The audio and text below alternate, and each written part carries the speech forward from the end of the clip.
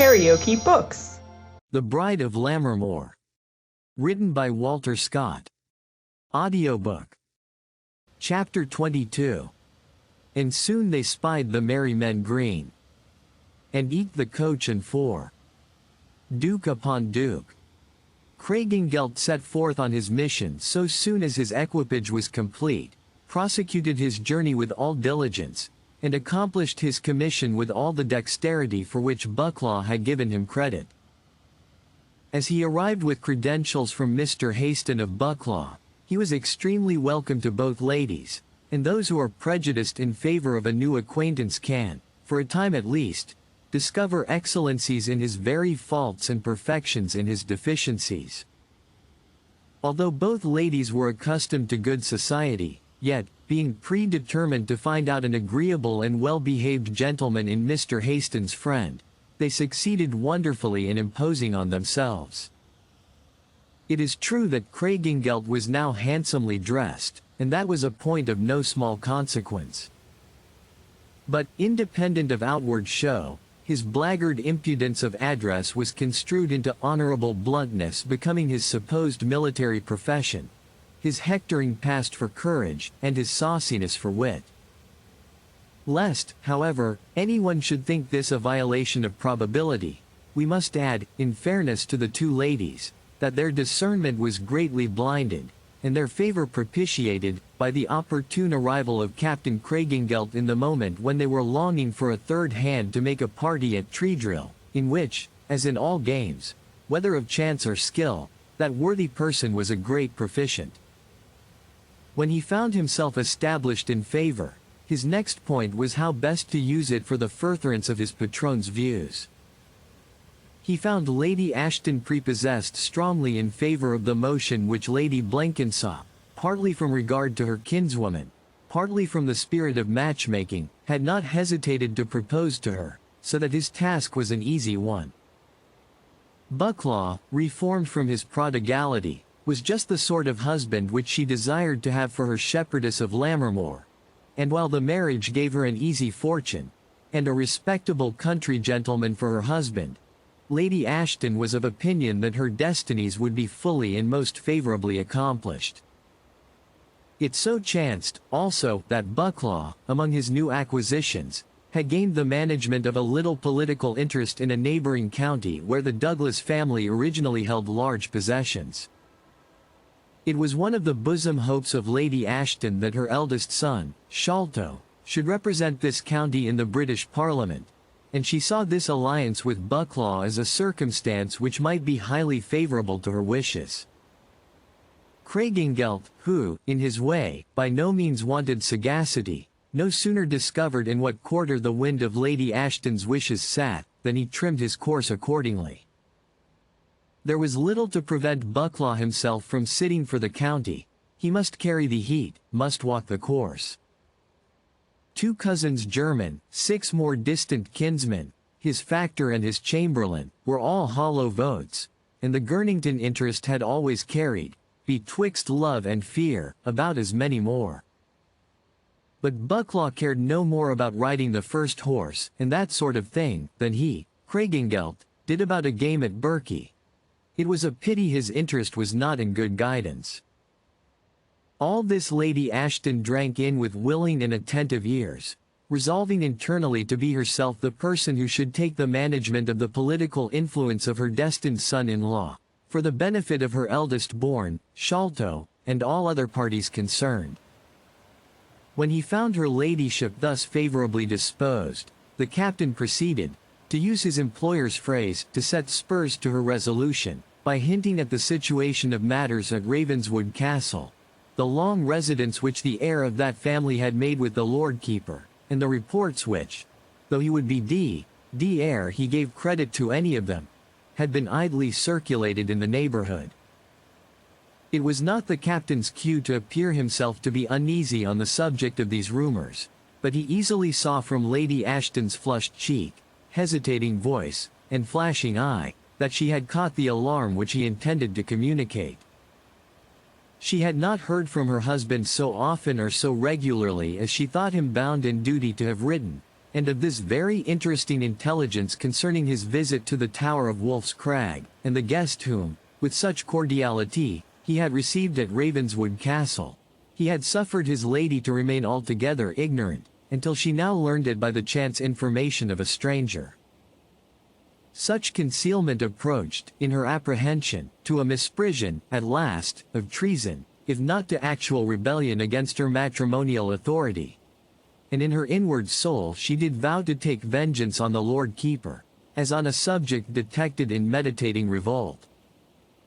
Her indignation burned the more fiercely as she found herself obliged to suppress it in presence of Lady Blenkinsop, the kinswoman, and of Craigengelt, the confidential friend, of Bucklaw, of whose alliance she now became trebly desirous, since it occurred to her alarmed imagination that her husband might, in his policy or timidity, prefer that of Ravenswood. The captain was engineer enough to discover that the train was fired, and therefore heard, in the course of the same day, without the least surprise, that Lady Ashton had resolved to abridge her visit to Lady Blenkinsop, and set forth with the peep of morning on her return to Scotland, using all the dispatch which the state of the roads and the mode of travelling would possibly permit. Unhappy Lord Keeper! Little was he aware what a storm was travelling towards him in all the speed with which an old-fashioned coach and six could possibly achieve its journey. He, like Don Gayferros, forgot his lady fair and true, and was only anxious about the expected visit of the Marquis of A. Soothfast tidings had assured him that this nobleman was at length, and without fail, to honour his castle at 1 in the afternoon, being a late dinner hour. And much was the bustle in consequence of the annunciation. The Lord Keeper traversed the chambers, held consultation with the butler in the cellars, and even ventured, at the risk of a démêlé with a cook of a spirit lofty enough to scorn the admonitions of Lady Ashton herself, to peep into the kitchen. Satisfied, at length, that everything was in as active a train of preparation as was possible, he summoned Ravenswood and his daughter to walk upon the terrace, for the purpose of watching, from that commanding position, the earliest symptoms of his lordship's approach. For this purpose, with slow and idle step, he paraded the terrace, which, flanked with a heavy stone battlement, stretched in front of the castle upon a level with the first story. While visitors found access to the court by a projecting gateway, the bartizan or flat leaded roof of which was accessible from the terrace by an easy flight of low and broad steps. The whole bore a resemblance partly to a castle, partly to a nobleman's seat, and though calculated, in some respects, for defense, evinced that it had been constructed under a sense of the power and security of the ancient lords of Ravenswood. This pleasant walk commanded a beautiful and extensive view. But what was most to our present purpose, there were seen from the terrace 2 roads, one leading from the east, and one from the westward, which, crossing a ridge opposed to the eminence on which the castle stood, at different angles, gradually approached each other, until they joined not far from the gate of the avenue. It was to the westward approach that the Lord Keeper, from a sort of fidgeting anxiety, his daughter, from complaisance to him, and Ravenswood, though feeling some symptoms of internal impatience, out of complaisance to his daughter, directed their eyes to see the precursors of the Marquise's approach. These were not long of presenting themselves. 2 running footmen, dressed in white, with black jockey caps, and long staffs in their hands, headed the train, and such was their agility, that they found no difficulty in keeping the necessary advance, which the etiquette of their station required, before the carriage and horsemen. Onward they came at a long swinging trot, arguing unwearied speed in their long-breathed calling. Such running footmen are often alluded to in old plays. I would particularly instance Middleton's Mad World, My Masters, and perhaps may be still remembered by some old persons in Scotland, as part of the retinue of the ancient nobility when travelling in full ceremony. Behind these glancing meteors, who footed it as if the avenger of blood had been behind them, came a cloud of dust, raised by riders who preceded, attended, or followed the state carriage of the Marquis. The privilege of nobility, in those days, had something in it impressive on the imagination. The dresses and liveries and number of their attendants, their style of traveling, the imposing and almost warlike air of the armed men who surrounded them, placed them far above the laird, who travelled with his brace of footmen. And as to rivalry from the mercantile part of the community, these would as soon have thought of imitating the state equipage of the sovereign. At present it is different, and I myself, Peter Pattison, in a late journey to Edinburgh, had the honour, in the mail coach phrase, to change a leg with a peer of the realm. It was not so in the days of which I write, and the Marquis's approach, so long expected in vain, now took place in the full pomp of ancient aristocracy. Sir William Ashton was so much interested in what he beheld, and in considering the ceremonial of reception, in case any circumstance had been omitted, that he scarce heard his son Henry exclaim, "There is another coach and 6 coming down the East Road, Papa. Can they both belong to the Marquis of A?" At length, when the youngster had fairly compelled his attention by pulling his sleeve, he turned his eyes and, as he turned, surveyed an awful vision. Sure enough, another coach and 6, with 4 servants or outriders in attendance, was descending the hill from the eastward, at such a pace as made it doubtful which of the carriages thus approaching from different quarters would first reach the gate at the extremity of the avenue. The one coach was green, the other blue, and not the green and blue chariots in the circus of Rome or Constantinople excited more turmoil among the citizens than the double apparition occasioned in the mind of the Lord Keeper. We all remember the terrible exclamation of the dying profligate, when a friend, to destroy what he supposed the hypochondriac idea of a spectre appearing in a certain shape at a given hour, placed before him a person dressed up in the manner he described. "Mon Dieu," said the expiring sinner, who, it seems, saw both the real and polygraphic apparition, il y en a deux. The surprise of the Lord Keeper was scarcely less unpleasing at the duplication of the expected arrival. His mind misgave him strangely. There was no neighbor who would have approached so unceremoniously, at a time when ceremony was held in such respect. "It must be Lady Ashton," said his conscience, and followed up the hint with an anxious anticipation of the purpose of her sudden and unannounced return. He felt that he was caught, in the manner.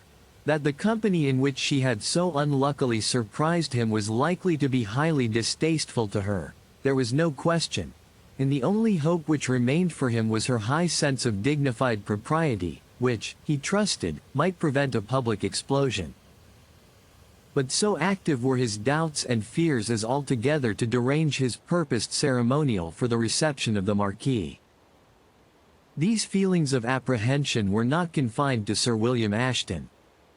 "It is my mother, said Lucy, turning as pale as ashes, and clasping her hands together as she looked at Ravenswood. "And if it be Lady Ashton," said her lover to her in a low tone, "what can be the occasion of such alarm? Surely the return of a lady to the family from which she has been so long absent should excite other sensations than those of fear and dismay." "You do not know my mother," said Miss Ashton, in a tone almost breathless with terror. "What will she say when she sees you in this place?" "My stay has been too long," said Ravenswood, somewhat haughtily, "if her displeasure at my presence is likely to be so formidable." "My dear Lucy," he resumed, in a tone of soothing encouragement, "you are too childishly afraid of Lady Ashton. She is a woman of family, a lady of fashion, a person who must know the world, and what is due to her husband and her husband's guests."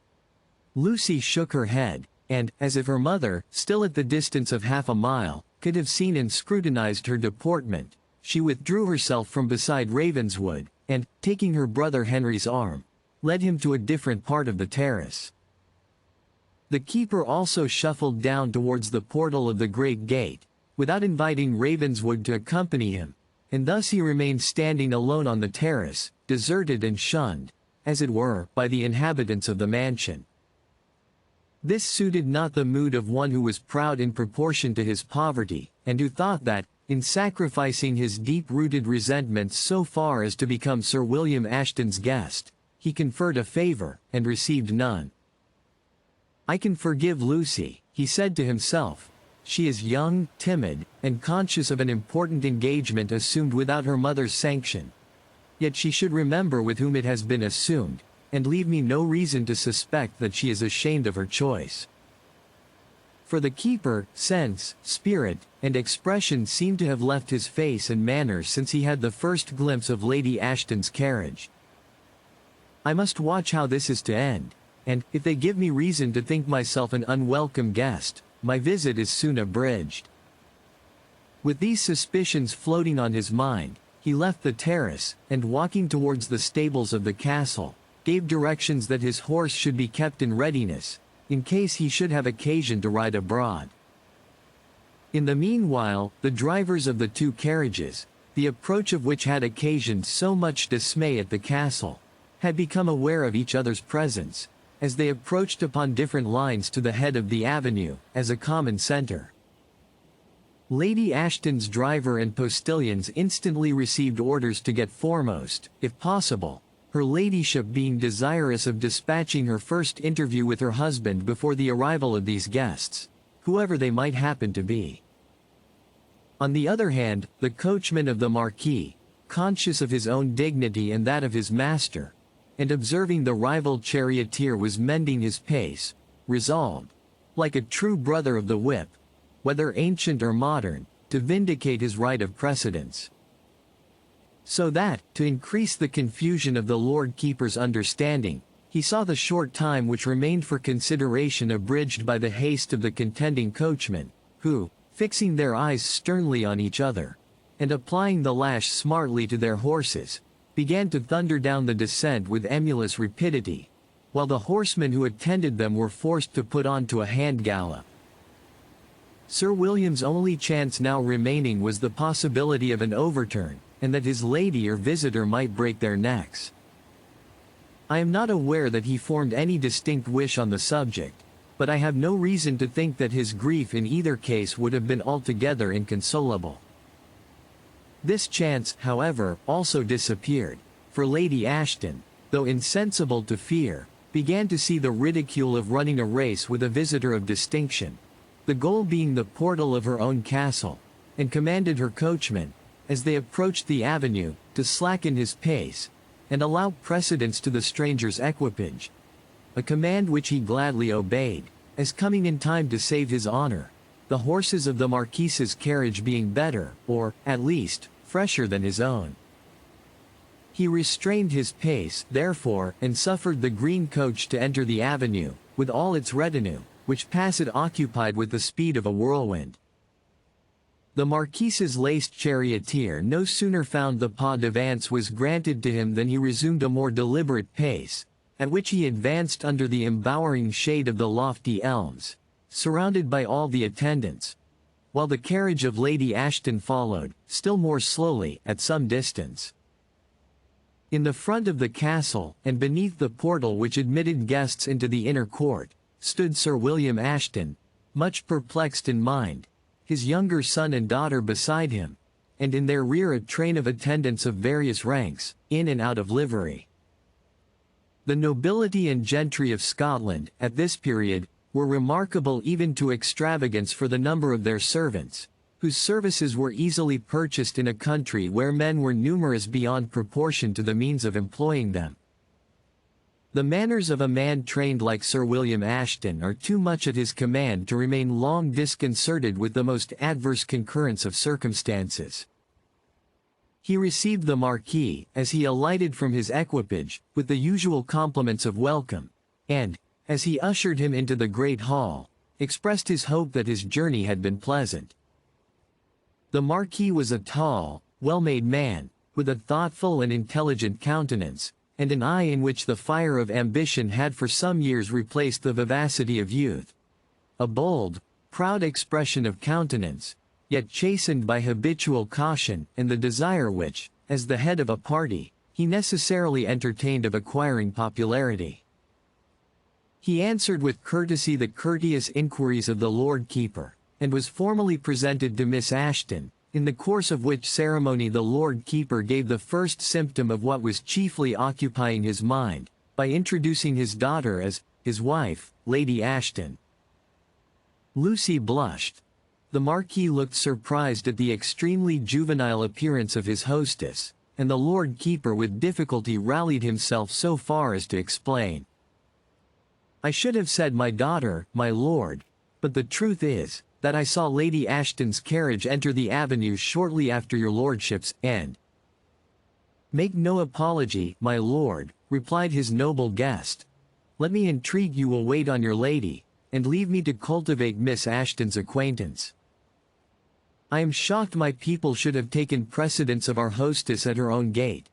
But your lordship is aware that I supposed Lady Ashton was still in the south. Permit me to beseech you will waive ceremony, and hasten to welcome her." This was precisely what the Lord Keeper longed to do, and he instantly profited by his lordship's obliging permission. To see Lady Ashton, and encounter the first burst of her displeasure in private, might prepare her, in some degree, to receive her unwelcome guests with due decorum. As her carriage, therefore, stopped, the arm of the attentive husband was ready to assist Lady Ashton in dismounting. Looking as if she saw him not, she put his arm aside, and requested that of Captain Craigengelt, who stood by the coach with his laced hat under his arm, having acted as cavalier servente, or squire in attendance, during the journey. Taking hold of this respectable person's arm as if to support her, Lady Ashton traversed the court, uttering a word or two by way of direction to the servants, but not one to Sir William, who in vain endeavored to attract her attention, as he rather followed than accompanied her into the hall, in which they found the Marquis in close conversation with the Master of Ravenswood. Lucy had taken the first opportunity of escaping. There was embarrassment on every countenance except that of the Marquis of A, for even Craigengelt's impudence was hardly able to veil his fear of Ravenswood, and the rest felt the awkwardness of the position in which they were thus unexpectedly placed. After waiting a moment to be presented by Sir William Ashton, the Marquis resolved to introduce himself. "The Lord Keeper," he said, bowing to Lady Ashton, "has just introduced to me his daughter as his wife. He might very easily present Lady Ashton as his daughter. So little does she differ from what I remember her some years since. Will she permit an old acquaintance the privilege of a guest?" He saluted the lady with too good a grace to apprehend a repulse, and then proceeded. "This, Lady Ashton, is a peacemaking visit, and therefore I presume to introduce my cousin, the young Master of Ravenswood, to your favorable notice." Lady Ashton could not choose but courtesy, but there was in her obeisance an air of haughtiness approaching to contemptuous repulse. Ravenswood could not choose but bow, but his manner returned the scorn with which he had been greeted. "Allow me," she said, "to present to your lordship my friend." Craigengelt, with the forward impudence which men of his caste mistake for ease, made a sliding bow to the Marquis, which he graced by a flourish of his gold-laced hat. The lady turned to her husband. "You and I, Sir William," she said, and these were the first words she had addressed to him, "have acquired new acquaintances since we parted. Let me introduce the acquisition I have made to mine, Captain Craigengelt." Another bow, and another flourish of the gold-laced hat, which was returned by the Lord Keeper without intimation of former recognition, and with that sort of anxious readiness which intimated his wish that peace and amnesty should take place betwixt the contending parties, including the auxiliaries on both sides. "Let me introduce you to the Master of Ravenswood," said he to Captain Craigengelt, following up the same amicable system. But the master drew up his tall form to the full extent of his height, and without so much as looking towards the person thus introduced to him, he said, in a marked tone, "Captain Craigengelt and I are already perfectly well acquainted with each other." "Perfectly, perfectly," replied the captain, in a mumbling tone, like that of a double echo, and with a flourish of his hat, the circumference of which was greatly abridged, compared with those which had so cordially graced his introduction to the Marquis and the Lord Keeper. Lockhart, followed by 3 menials, now entered with wine and refreshments, which it was the fashion to offer as a whet before dinner. And when they were placed before the guests, Lady Ashton made an apology for withdrawing her husband from them for some minutes upon business of special import. The Marquis, of course, requested her ladyship would lay herself under no restraint, and Craigengelt, bolting with speed a second glass of racy canary, hastened to leave the room, feeling no great pleasure in the prospect of being left alone with the Marquis of A. and the Master of Ravenswood, the presence of the former holding him in awe, and that of the latter in bodily terror. Some arrangements about his horse and baggage formed the pretext for his sudden retreat, in which he persevered, although Lady Ashton gave Lockhart orders to be careful, most particularly to accommodate Captain Craigengelt with all the attendance which he could possibly require. The Marquis and the Master of Ravenswood were thus left to communicate to each other their remarks upon the reception which they had met with, while Lady Ashton led the way, and her lord followed somewhat like a condemned criminal, to her ladyship's dressing-room. So soon as the spouses had both entered, her ladyship gave way to that fierce audacity of temper which she had with difficulty suppressed, out of respect to appearances.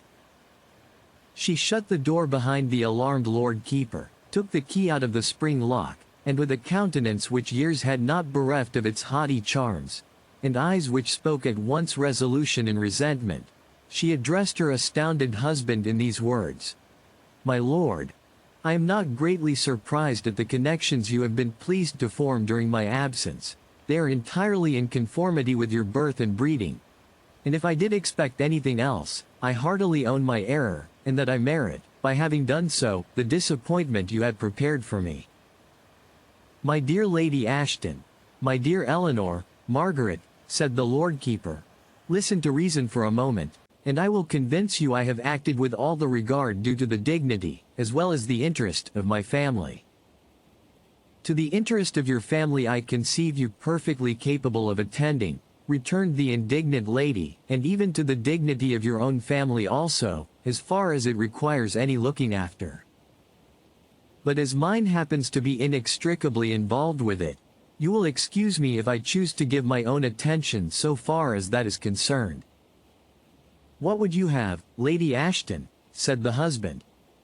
"What is it that displeases you? Why is it that, on your return after so long an absence, I am arraigned in this manner? Ask your own conscience, Sir William. What has prompted you to become a renegade to your political party and opinions, and led you, for what I know, to be on the point of marrying your only daughter to a beggarly Jacobite bankrupt, the inveterate enemy of your family to the boot? Why, what, in the name of common sense and common civility, would you have me do, madam?" answered her husband. "Is it possible for me, with ordinary decency, to turn a young gentleman out of my house, who saved my daughter's life and my own, but the other morning, as it were?" "Saved your life? I have heard of that story," said the lady. "The Lord Keeper was scared by a dun cow, and he takes the young fellow who killed her for Guy of Warwick. Any butcher from Haddington may soon have an equal claim on your hospitality." "Lady Ashton," stammered the keeper, "this is intolerable, and when I am desirous, too, to make you easy by any sacrifice, if you would but tell me what you would be at." "Go down to your guests," said the imperious dame, "and make your apology to Ravenswood, that the arrival of Captain Craigengelt and some other friends renders it impossible for you to offer him lodgings at the castle. I expect young Mr. Haston of Bucklaw." "Good heavens, madam," ejaculated her husband. "Ravenswood to give place to Craigengelt, a common gambler and an informer. It was all I could do to forbear desiring the fellow to get out of my house, and I was much surprised to see him in your ladyship's train." "Since you saw him there, you might be well assured," answered this meek helpmate, "that he was proper society. As to this Ravenswood, he only meets with the treatment which, to my certain knowledge, he gave to a much valued friend of mine, who had the misfortune to be his guest some time since. But take your resolution, for, if Ravenswood does not quit the house, I will." Sir William Ashton paced up and down the apartment in the most distressing agitation, fear, and shame, and anger contending against the habitual deference he was in the use of rendering to his lady. At length it ended, as is usual with timid minds placed in such circumstances, in his adopting a mezzo termine, a middle measure. "I tell you frankly, madam, I neither can nor will be guilty of the incivility you propose to the master of Ravenswood. He has not deserved it at my hand. If you will be so unreasonable as to insult a man of quality under your own roof, I cannot prevent you. But I will not at least be the agent in such a preposterous proceeding." "You will not?" asked the lady. "No, by heavens, madam," her husband replied. "Ask me anything congruent with common decency, as to drop his acquaintance by degrees, or the like. But to bid him leave my house is what I will not and cannot consent to. Then the task of supporting the honor of the family will fall on me, as it has often done before," said the lady. She sat down, and hastily wrote a few lines. The Lord Keeper made another effort to prevent her taking a step so decisive, just as she opened the door to call her female attendant from the ante-room. "Think what you are doing, Lady Ashton. You are making a mortal enemy of a young man who is like to have the means of harming us." "Did you ever know a Douglas who feared an enemy?" answered the lady, contemptuously. "Aye, but he is as proud and vindictive as 100 Douglases, and 100 devils to boot." "Think of it for a night only." "Not for another moment," answered the lady. "Here, Mrs. Petullo, give this billet to young Ravenswood." "To the master, madam?" said Mrs. Petullo. "Aye, to the master, if you call him so." "I wash my hands of it entirely," said the keeper, "and I shall go down into the garden, and see that Jardine gathers the winter fruit for the dessert." "Do so," said the lady, looking after him with glances of infinite contempt. "And thank God that you leave one behind you as fit to protect the honor of the family as you are to look after pippins and pears." The Lord Keeper remained long enough in the garden to give her ladyship's mind time to explode, and to let, as he thought, at least the first violence of Ravenswood's displeasure blow over. When he entered the hall, he found the Marquis of A.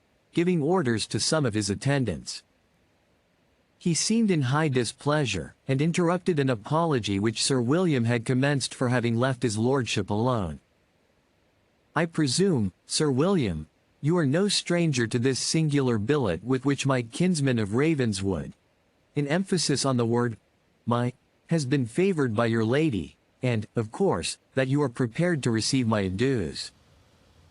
My kinsman is already gone, having thought it unnecessary to offer any on his part, since all former civilities had been cancelled by this singular insult."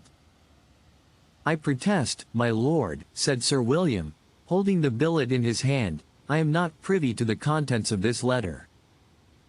I know Lady Ashton is a warm-tempered and prejudiced woman, and I am sincerely sorry for any offence that has been given or taken, but I hope your lordship will consider that a lady should bear herself towards persons of a certain rank with the breeding of one," said the Marquis, completing the half-uttered sentence.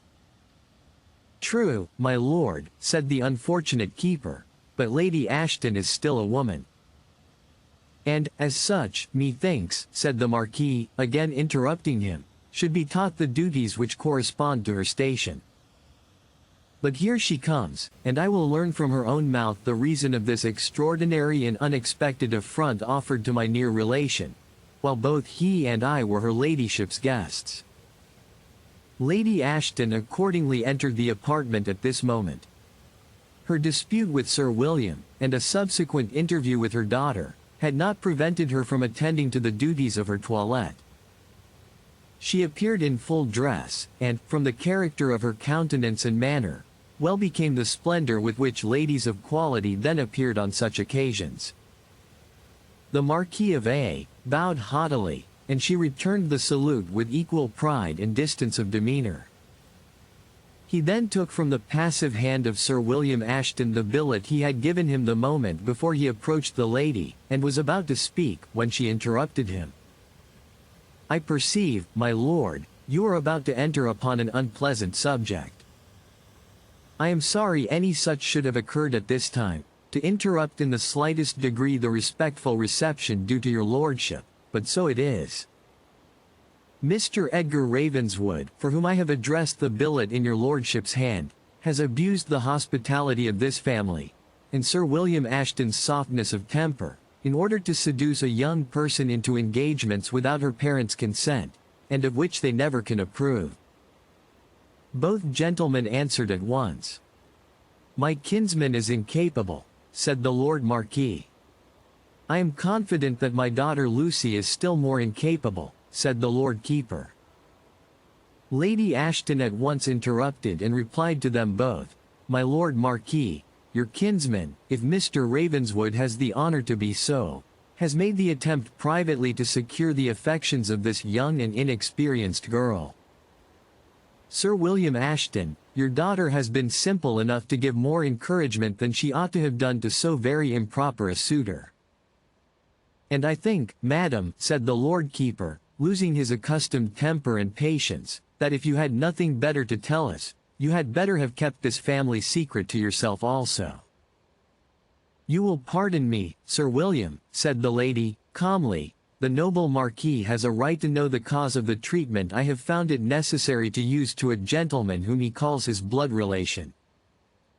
"It is a cause," muttered the Lord Keeper, "which has emerged since the effect has taken place, for, if it exists at all, I am sure she knew nothing of it when her letter to Ravenswood was written."